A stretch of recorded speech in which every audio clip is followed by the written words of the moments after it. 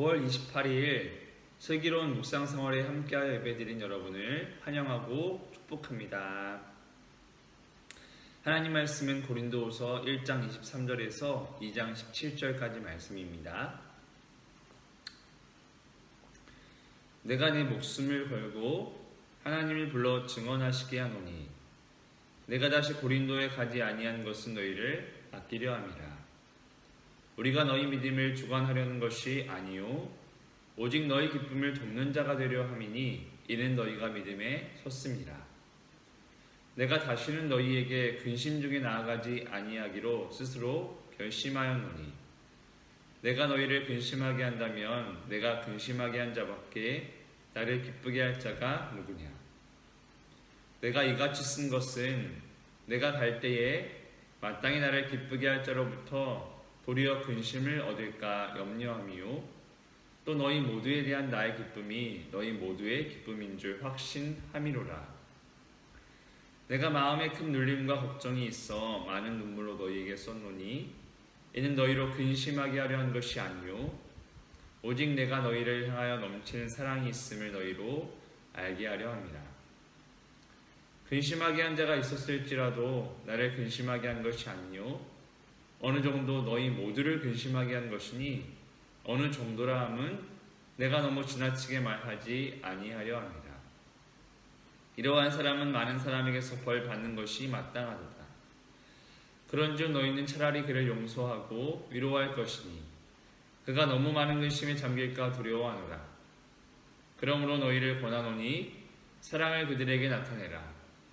너희가 범사에 순종하는지 그 증거를 알고자 하여 내가 이것을 너희에게 써노라.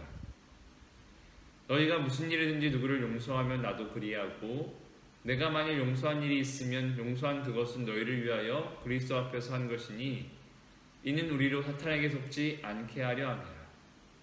우리는 그 계책을 알지 못하는 바가 아니로라. 내가 그리스도의 복음을 위하여 들어와 이름에 주 안에서 문이 내게 열렸을 때 내가 내 형제 디도를 만나지 못하므로 내 심령이 편하지 못하여 그들을 작별하고 마게도냐로 가노라. 항상 우리를 그리스도 안에서 이기게 하시고 우리로 말미암아 각처에서 그리스도를 아는 냄새를 나타내신 하나님께 감사하노라. 우리는 구원받는 자들에게나 망한 자들에게나 하나님 앞에서 그리스도의 향기니 이 사람에게는 사망으로부터 사망에 이르는 냄새요 저 사람에게는 생명으로부터 생명에 이르는 냄새라. 누가 이 일을 감당하리요? 우리는 수많은 사람들처럼 하나님의 말씀을 혼잡하게 하지 아니하고 곧 순전함으로 하나님께 받은 것 같이 하나님 앞에서와 그리스도 안에서 말하노라. 아멘. 여러분은 뜻하지 않은 비난과 오해를 받아보셨습니까? 그런 상황에 처하면 매우 답답하고 억울합니다. 게다가 믿고 아끼던 사람이 나를 적대한다면 더욱 가슴이 아프고 화도 날 것입니다. 바울이 이런 상황이었습니다. 그 당시 고린도 교회에 거짓 교사들이 들어와서 잘못된 가르침을 주면서 바울의 사도성과 진실성에 의문을 제기했던 겁니다. 그러자 이에 동요해서 바울을 의심하고 대적하는 사람들이 생겨나기 시작했던 것이죠. 당연히 고린도 교회를 방문했던 바울은 갈등과 어려움을 겪게 됩니다. 이런 배경에서 바울은 자신을 변호하고 더불어 사람들을 바로잡아 고린도 교회가 건강하게 복음 전파 사명에 힘쓰기를 바라며 고린도후서를 쓰게 되었습니다. 오늘 본문을 함께 묵상하며 세 가지를 삶에 적용하기 원합니다. 첫 번째, 교회를 사랑하며 교회의 기쁨이 됩시다. 본문 앞의 내용은 바울이 고린도 교회 방문 계획을 바꾼 것에 대한 해명입니다. 바울이 직접 고린도 교회를 방문했을 때 거짓 교사들로 인한 오해와 비난을 마주하고 이에 대한 적절한 징계와 조치를 부탁하고 떠났습니다.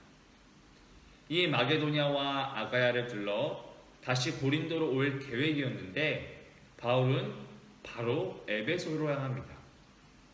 아마도 그 시기에 고린도를 재방문하는 것은 도리어 부정적인 영향을 끼칠 수 있을 것이라 판단하고 계획을 바꾼 것이죠. 그러나 안타깝게도 이는 바울을 반대하는 자들에게 그가 신뢰할 수 없는 경솔한 사람이라는 비난의 빌미가 되고 맙니다.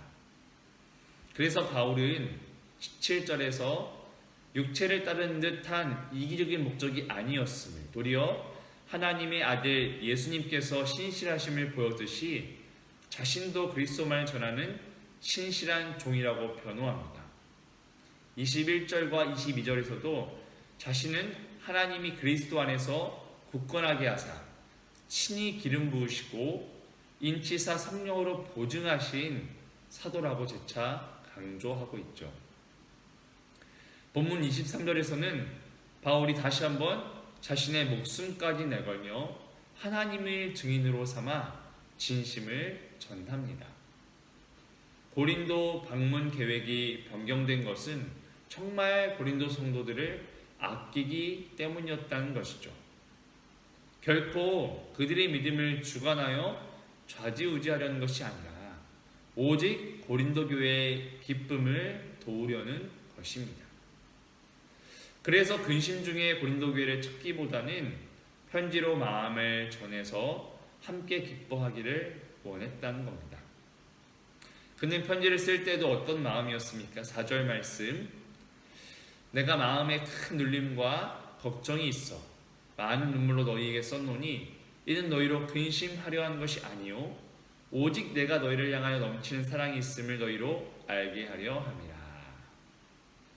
믿고 사랑했던 고린도 교회가 자신을 비난하고 적대하며 분열을 겪는 것을 목격한 바울은 마음에 큰 눌림과 걱정으로 눈물의 편지를 쓸 수밖에 없었던 것입니다. 고린도 교회를 향한 넘치는 사랑 때문이었죠. 물론 책망의 내용도 있기에 근심할 수도 있지만 그것조차 마음 아픈 사랑이 담겨 있다는 것입니다. 바로 이것이 바울 사도가 전하고 싶은 진심이었습니다. 단순히 방문 계획이 변경한 것이 아니라 정말 고린도 교회를 사랑하는 마음으로 근심보다 기쁨을 주고 싶어서 깊이 고민하고 내린 결정이라는 것이죠. 우리는 이 바울의 진심을 통해 얼마나 그가 교회를 사랑하는지 느끼게 됩니다. 사실 어찌 보면 많은 교회를 세운 목회자였고 자비량 선교사였습니다. 목숨을 걸고 하나님까지 증인으로 삼아 해명해야 하는 이런 상황은 인간적으로는 좀 구차하게 느껴지고 자존심이 상할 수도 있었을 겁니다. 그러나 바울은 그조차도 고린도 교회를 사랑하는 마음, 그들을 돕고 회복시키기 위해 기꺼이 행하고 있는 것이죠. 간혹 교회를 섬기다 보면 목회자들이 오해와 비난을 받을 때가 있습니다. 그럴 때 너무나 야속하고 낙심되기도 합니다. 성도님들도 마찬가지일 것입니다. 정말 교회를 사랑하며 선한 동기로 교회를 섬겼는데 도리어 사람들의 오해와 비난을 받게 될 때 너무나 상심하게 되고 도리어 교회와 멀어지거나 오직 예배만 드리고 다른 교제를 하지 않는 경우들을 보게 되기도 합니다. 바로 그러한 연약한 우리의 모습에 바울 사도는 강력한 도전을 주는 것이죠. 혹시 오해와 비난을 받은 상황일지라도 여전히 우리는 교회를 사랑함으로 눈물로 기도하며 교회의 기쁨이 되기에 힘써야 한다는 것입니다. 사실 이처럼 어떠한 상황에도 변함없이 교회를 사랑하는 신실함이야말로 바울 사도가 참 사도임을 드러내는 가장 분명한 증거일 것이죠. 우리는 얼마나 교회를 사랑하고 있습니까? 교회가 나를 기쁘게 해주기를 원하십니까? 아니면 내가 어떻게 하면 교회의 기쁨이 될 수 있을까 고민하며 섬기고 계십니까? 혹시 교회로 인한 근심을 얻거나 마음이 상해서 교회를 향한 사랑이 식어지고 있지는 않으십니까? 우리 자신을 한번 돌아보면 좋겠습니다. 어찌 연약한 죄인들이 모인 교회에서 뜻하지 않게 오해하는 일이 생기지 않을 수 있겠습니까? 물론 먼저는 서로를 쉽게 판단하며 비난해선 안 될 것이고, 혹시 오해를 받더라도 낙심하여 흔들리기보다 바울처럼 여전히 교회를 사랑하며 기쁨이 되기 위해 힘써야 할 것입니다.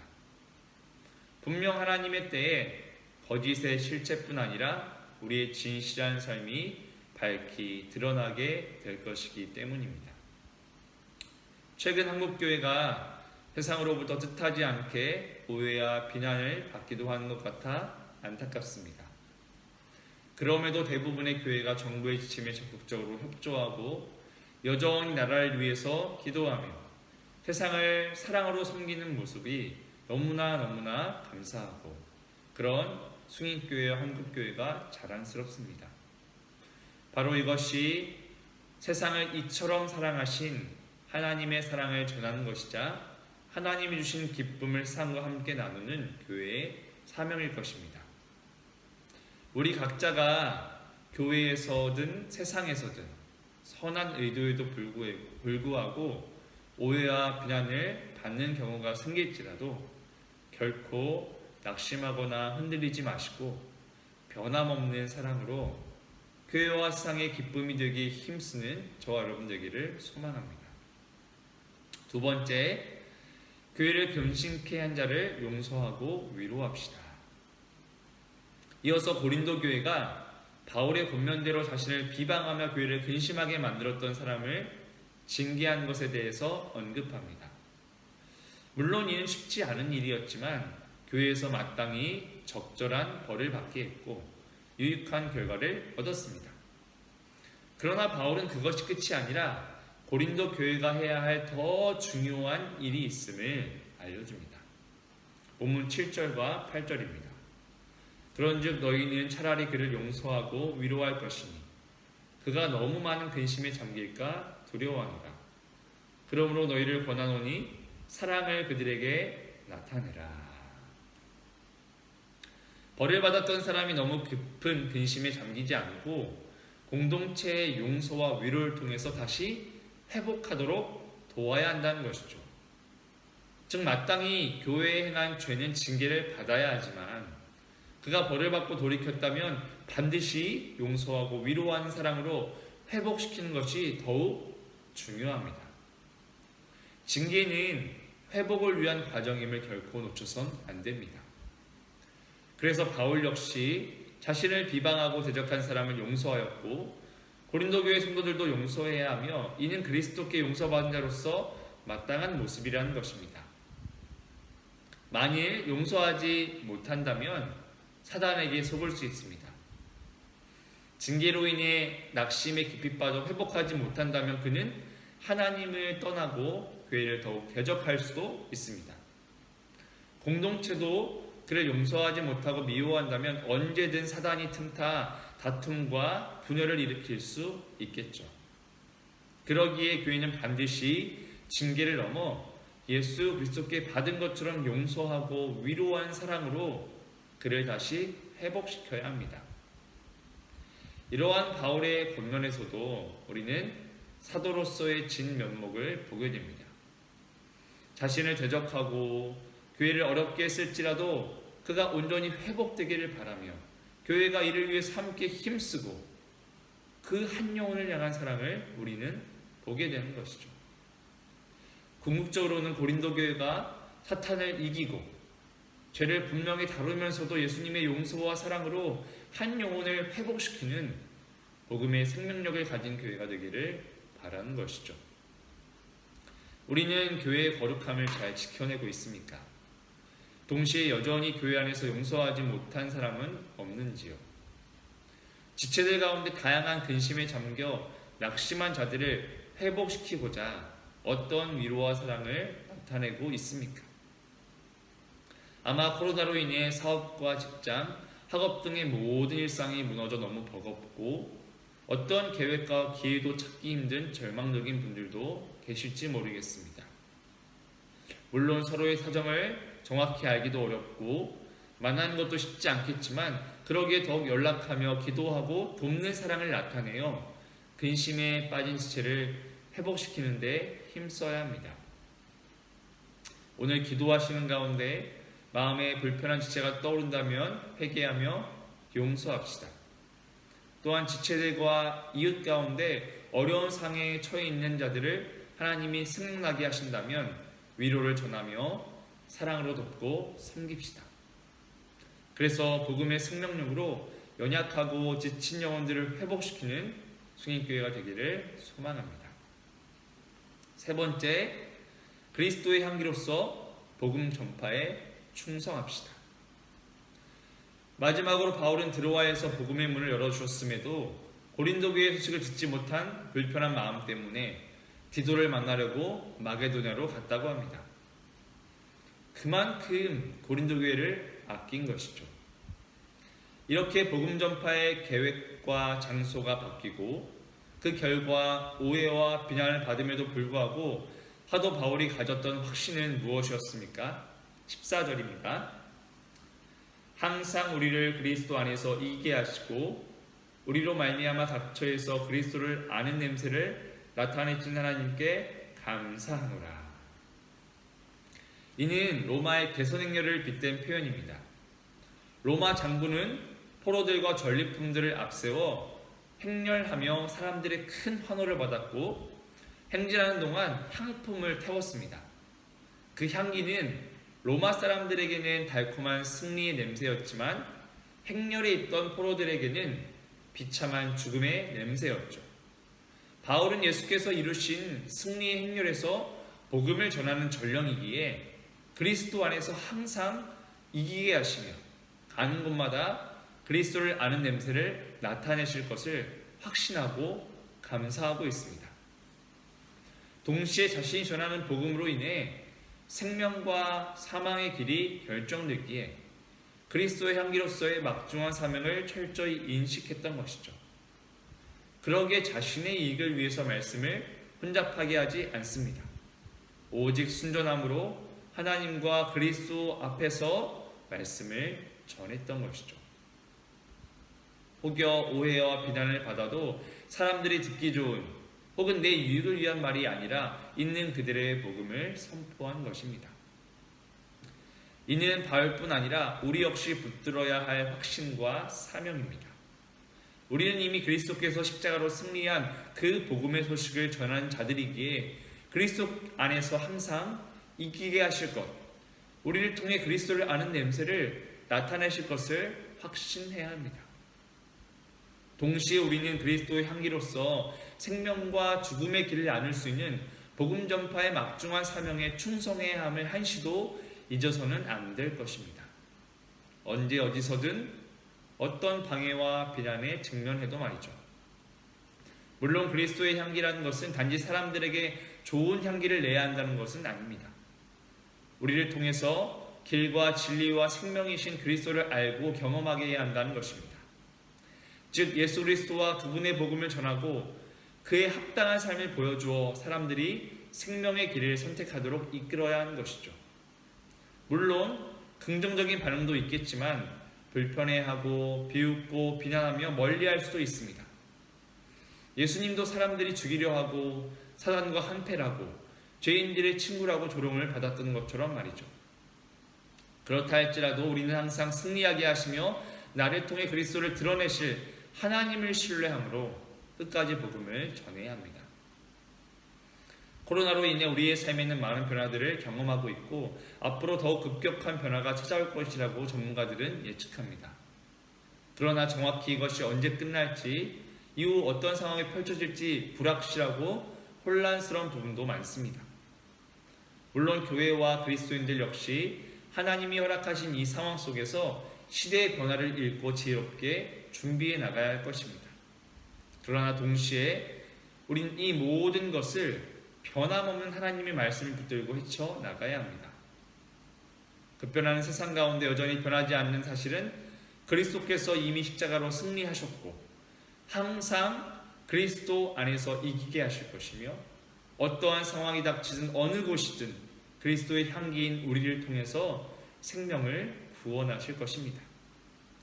어떤 고난과 방해 가운데서도 교회와 세상을 사랑함으로 기쁨이 되기 힘쓰고 연약한 자들을 용서와 위로의 사랑으로 회복시키며 그리스도의 향기로서 담대히 복음을 전파할 때 항상 우리를 그리스도 안에서 이기게 하시는 하나님의 능력으로 승리하게 될 줄 믿습니다.